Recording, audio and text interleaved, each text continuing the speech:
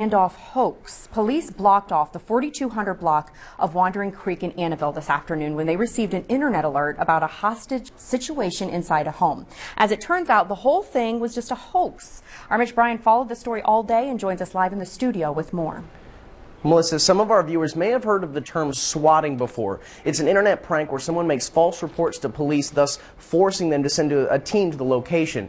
Now, police officials cannot confirm whether or not today's incident was a case of swatting just yet, but it did cause a whole lot of chaos for reports that just weren't true.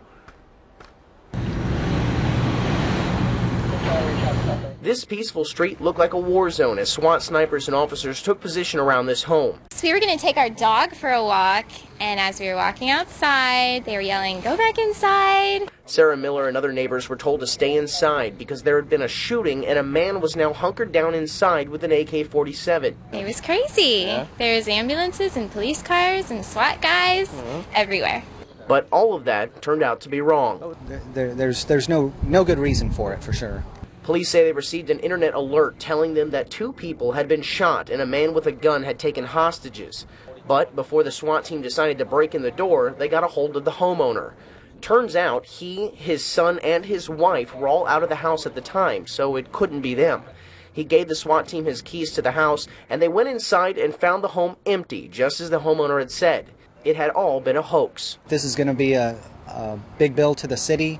We're very upset about that.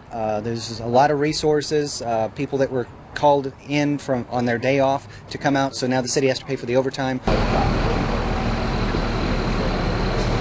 So the SWAT team packed up their gear and left, but investigators say they are not finished yet.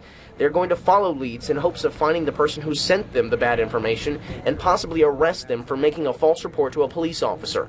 Meanwhile, the neighborhood went back to its Sunday in hopes that all would remain peaceful.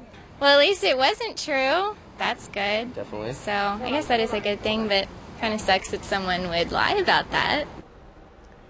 Now, making a false report to police officers is a Class B misdemeanor that could land the person in jail. But officers say they do not want today's incident to discourage anyone else from calling them if they see an emergency taking place. It's only if you knowingly lie to police that you could face criminal charges. Melissa? What a mess out there. Thanks, Mitch. And this hoax got a lot of people talking on our KRES 6 News Facebook page. One person wrote, "What are some people thinking now these days? All I can say is thank goodness it wasn't real.